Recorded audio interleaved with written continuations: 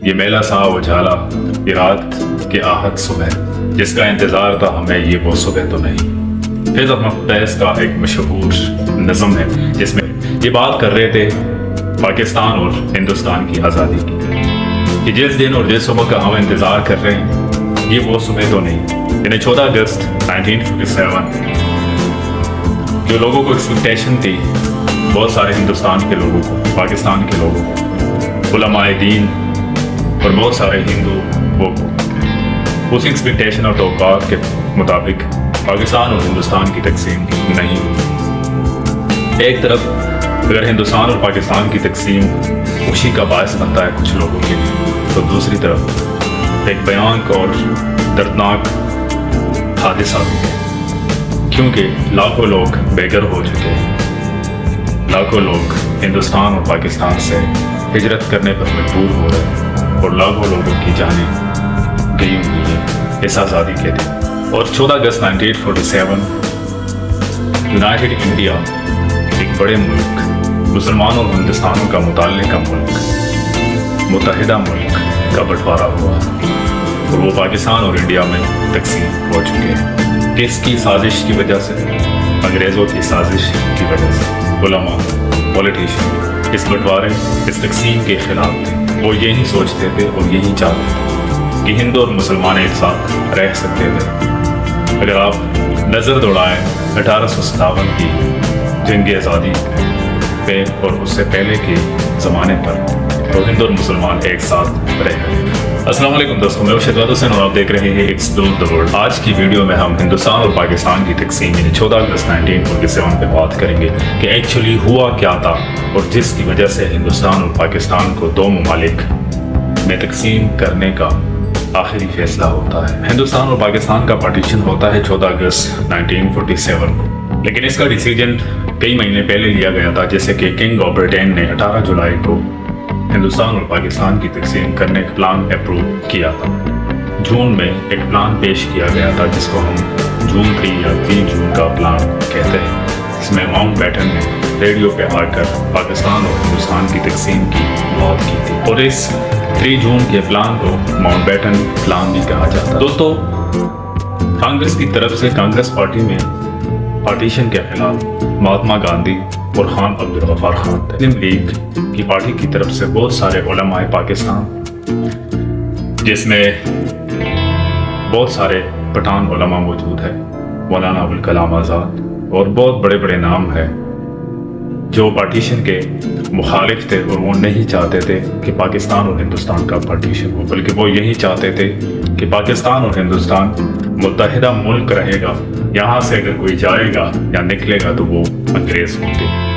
کانگریس لیڈروں میں سے سردار پٹیل اور نہرو نے یہ جون 3 کا پلان جون کے مہینے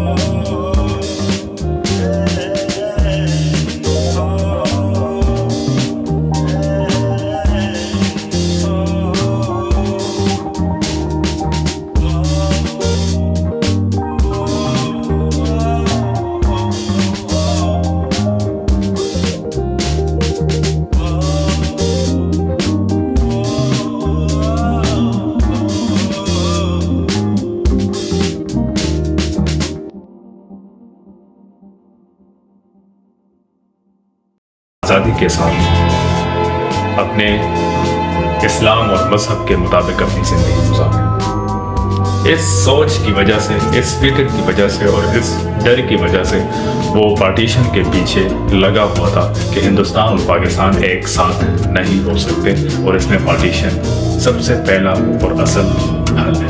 यहाँ पर जो कन्फ्यूजन बनी हुई थी कांग्रेस और मुस्लिम लीग रहनुमाओं में, इस कन्फ्यूजन को लेविस माउंटबेटन के लिए समझना काफ़ी मुश्किल था, क्योंकि वो 1947 में वायसराय इंडिया रहे, और माउंटबेटन जब पहली बार इंडिया आते हैं तो यूके का प्राइम मिनिस्टर क्लेमेंट एटली ने उसे कहा था कि कोशिश करना लड़ाई के लिए आ जाता था, तो उस वक्त कोई जंग लड़ जाती। अब दोस्तों अगर आप देख लें तो इधर इसी सरजमीन पर यानी बरी सगीर पाक व हिंद पर कई दफ़ा मुसलमान अंपायर एक दूसरे के साथ लड़े।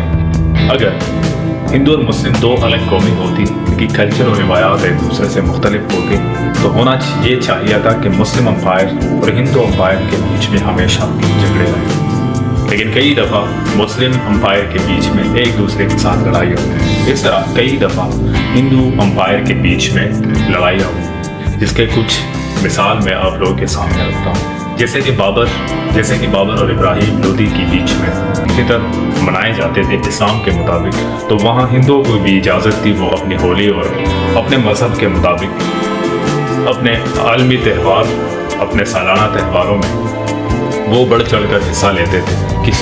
किसी पर भी कोई किस्म की पाबंदी नहीं थी। अकबर और जहांगीर के अखबार में एक दफ़ा ऐसा कि पहले मुहर्रम के दिन होली का दिन भी आता है।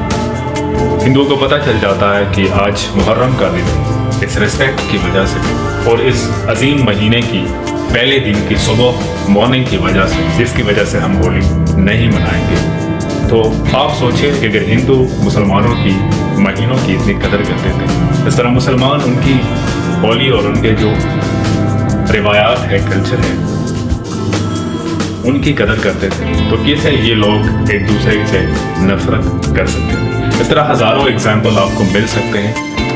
जिन जिन जगहों से हिंदू यहाँ से हिजरत करके गए हैं और जिन जिन जगहों से वहाँ से मुस्लिम हिजरत करके आए हैं, रूल पर इत्तेफाक किया और इस पे अमल दरामद करने की कोशिश शुरू हो गई। British divide and rule policy को समझने के लिए हमें इंडियन नेशनल कांग्रेस फाउंडेशन को भी गहराई से समझना होगा कि कब और कैसे इंडियन नेशनल कांग्रेस फाउंडेशन वजूद में आई है और इसके पीछे कहानी क्या है। इंडियन नेशनल कांग्रेस की वजूद असल में ए.ओ. ह्यूम की मदद से वजूद में आती है। ये बहुत एक जानबाज ब्रिटिश आर्मी के ऑफिसर थे, जिन्होंने 1857 की रिवोल्ट के बाद लिखा कि ये अभी के वायसराय की वजह से हिंदू और मुसलमानों पे जुल्म हो रहे हैं, इसलिए इन्होंने 1857 की तहरीक चलाई। उसके बाद उसको डिमोट भी किया गया अपने वक्ते पर, लेकिन कुछ अरसे बाद उसने रिज़ाइन दी और एक पोएम लिखा।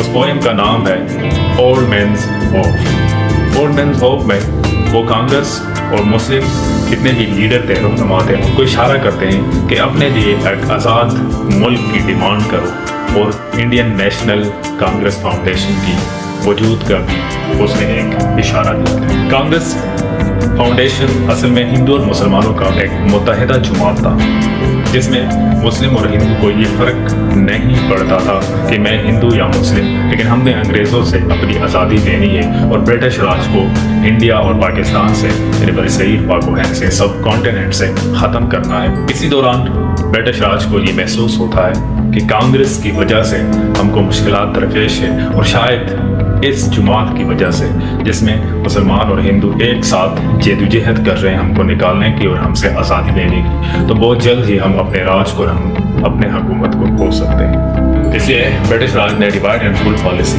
लॉन्च की थी और इसी दौरान वाइसराय डफरिन चला जाता है कांग्रेस के पास कि अपनी पॉलिटिकल इश्यूज और मीटिंग कॉन्फ्रेंस में थोड़ी सी कमी कर, लेकिन कांग्रेस नहीं मानती। कांग्रेस की इन्फ्लुएंस कम करने के लिए और इनकी एक्टिविटीज़ ख़त्म करने के लिए, कम करने के लिए ब्रिटिश राज एक टेक्निक अप्लाई करता है कि वो अमीर लोगों के पास चले जाते हैं और वो ये ऐलान करते हैं कि जितने भी गवर्नमेंट एम्प्लॉयज़ है, जितने भी गवर्नमेंट सर्वेंट है, وہ کانگریس کے میٹنگ کانفرنسز جلسے جلوسوں میں حصہ نہیں لے سکتے. اگر وہ اسی کانفرنسوں میں میٹنگ میں حصہ لیں گے تو اس کی گورنمنٹ جاب ختم کر دی جائے. اس کے علاوہ انہوں نے اپنے ساتھ جتنے بھی وفادار ساتھی تھے، جس میں مسلمان بھی شامل تھے، ہندو بھی شامل تھے، ان کو ساتھ چلا کر اینٹی کانگریس تحریک چلانے کی ایک پلان بنائی. اپنے وفادار ساتھیوں میں سے ایجوکیٹڈ لوگ کو چن کر اس تحریک کے خلاف اینٹی کانگریس تحریک چلانا شروع کر دیا، جس میں سے ایک تھے سر سید احمد خان اور دوسرے تھے لینگویج شیو پرساد جو کہ ہندو تھے.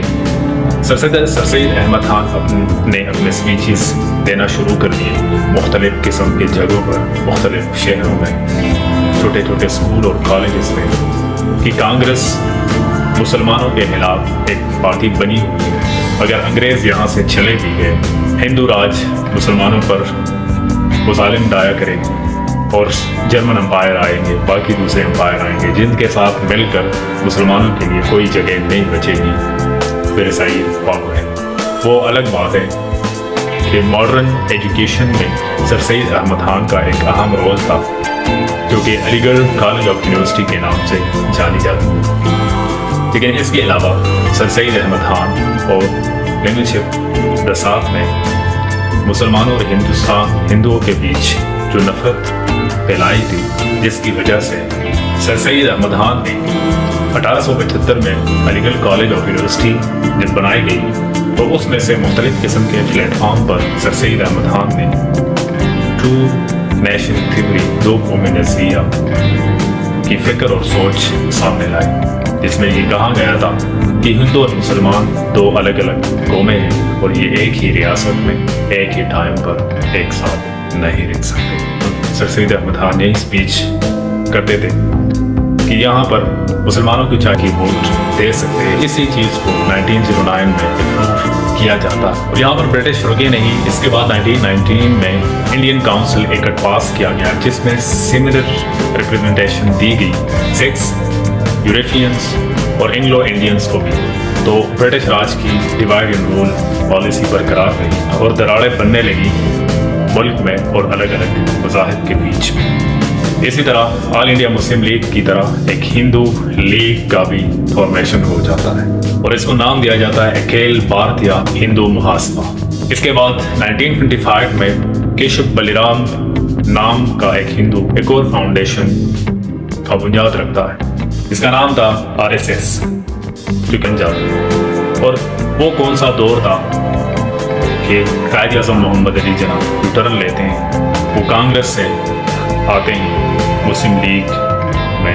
دوستو آج کے لیے اتنا کافی ہے. نیکسٹ ویڈیو میں پارٹیشن کے عین موقع کی بات کریں گے کہ جب قائد اعظم محمد علی جناح مسلم لیگ میں آتا ہے تو اس کے بعد کنڈیشن اور حالات کیسے ہوتے ہیں. شہزاد حسین کو دیجیے اجازت اور اپنا بہت سارا خیال رکھیے گا. تھینک یو سو مچ. اللہ حافظ.